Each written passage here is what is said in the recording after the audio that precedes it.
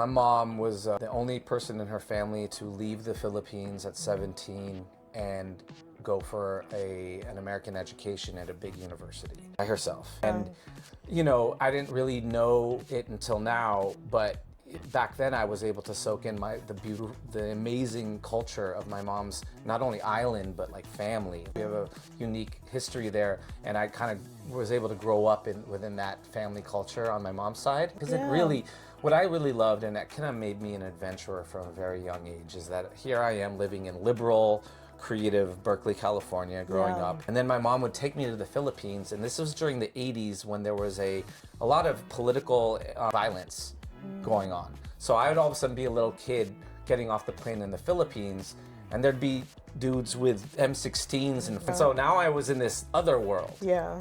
And so all of a sudden, like, my life was already like kind of an adventure, and I always loved that feeling of like adventure. A movie. Yeah. When I was in the Philippines, like, oh, this is like a different place. Yeah. And that has also, that throughout my life has opened all the doors when I travel, created so many relationships and connections with Some people like are petrified by like opening up, and I think travel kind of makes you a little bit more open. To be able to travel internationally from a young age.